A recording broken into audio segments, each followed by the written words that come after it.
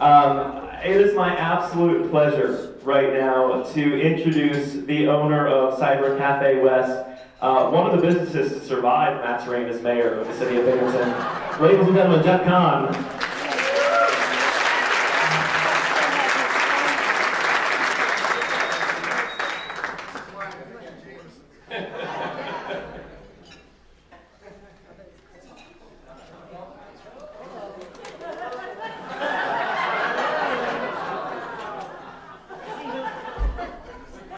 Where to the rest of it. All right, we'll just do this.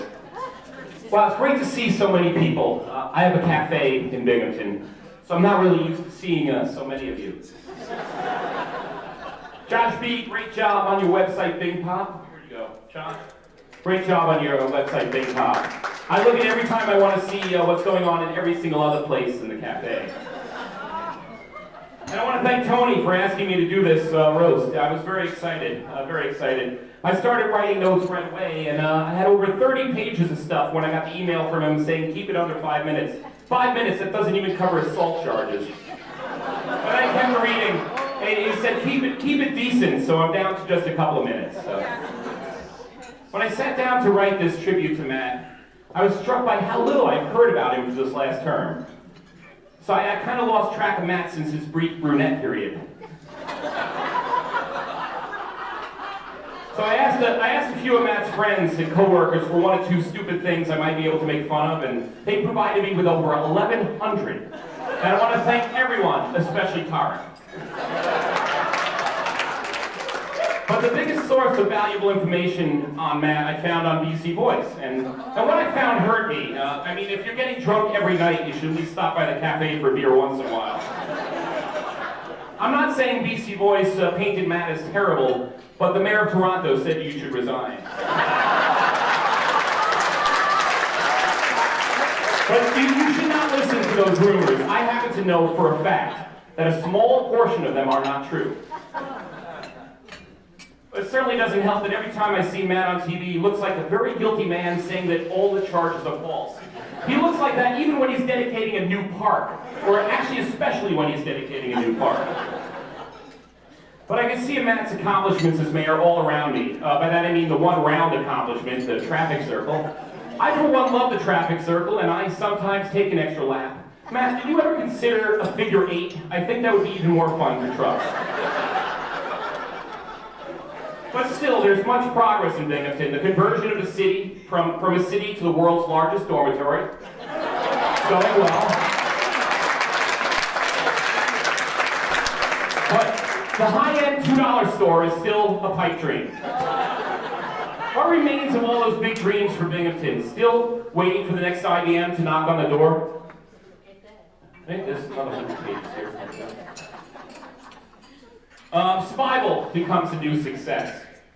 The sign on Matt's wall says 63 days since the last major disaster. There are good things. Many new businesses opening up in Binghamton, briefly. I'm sure Rich David will do a fine job undoing everything you've done after he spends the first few months returning all the phone calls for the past 8 years. Matt can be proud of one thing as mayor. There's no favoritism. If you get pulled over by Binghamton police and say you're a friend of Matt's, you're definitely getting a ticket or two. Even the firemen show the same commitment to fairness. When I mentioned Matt's name during inspection, they practically burned my building down. That's real integrity. But I happen to know Matt will be happy to step down as mayor. It's hard, especially since they didn't let him telecommute from Ithaca. But Matt's ready for something new, ready to use, and let me quote his words, that invisible, what's the word for it, something that does that thing for the future. A few people remember that. Matt's inspiring tenure as mayor is ending, but what will the future bring for Matt? Anything from running a falafel stand in downtown Ithaca to running a falafel stand near downtown Ithaca. Now, Matt, I know it's hard to be made fun of, and I'm really just getting started, so I just hope that you don't take this out on the first woman you see in a laundromat. I'm not saying that Matt has a temper. That is something for the courts to continually decide. But what I will say that Matt has a great ability to turn bright red and talk very loudly.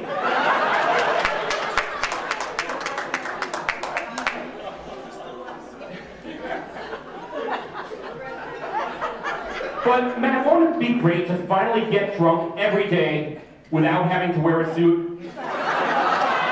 But Matt has many other hobbies. He makes the most incredible rum cake, that's true, and kind of figures. But there's more than alcohol, there are the drugs. But no. I'm kidding about the drugs, that's so in the past, that's so first term. But let's be serious for a moment and appreciate what Matt has done for the city. Before Matt took office, Main Street was awash with vacant storefronts, and the street teeming with crazy people walking around. Now, a lot of those crazy people have scooters. But being mayor is really a thankless job. People blame you for every little pothole. You can't keep track of every little pothole, right? It was so easy under Mayor Bucci when there was just a handful, but now there are millions. But Matt's not really a nuts and bolts kind of mayor. He's more the big picture, rising to the occasion if a symbolic act is called for. You know, a flag or a clock. The stuff that pissed off all the people that now live in Vestal. But to be fair, I don't know whether there are more potholes on the roads. In fact, I don't even know how to park on Court Street anymore. Used to be a mayor would simply decide whether to open or close Washington Street to traffic. You raise travel to a whole new level. You know, a traffic circle backwards parking spots. Is that what some stoner in Burlington told you to do? Pretty innovative for a city where half the population is driving up to pick up their meds with a permanent left blinker on. Oh wow, that hit close to home, sorry. But enough about the working Matt. What about the fun Matt? Matt loves a good time. We know he loves the Texas two-step. Not so good with the Latin dances. And speaking of Matt's recent relationships, he is finally married. Do I have to repeat that? I was just want to say congratulations. Everyone is so happy. In fact, all the women you dated want to throw a party to celebrate. But the arena only holds 8,000 and no one can drive the carry home. I'm just kidding. Not about the numbers, but no one actually wants to throw you a party. All the women and that one guy actually formed a support group called BAR, which stands for Blondes Against Ryan. I know these people are constantly at BAR. Now, I've deleted the next few paragraphs in deference to good taste, and because Tony told me to. And out of respect for the 2 or 3 people here that would not want to hear crass, explicit, but hilariously sexual material. For those interested, I will provide you with copies of the restraining orders. I will instead rest my case and sincerely thank everyone who has helped with this benefit for a man who truly needs our help. Thank you.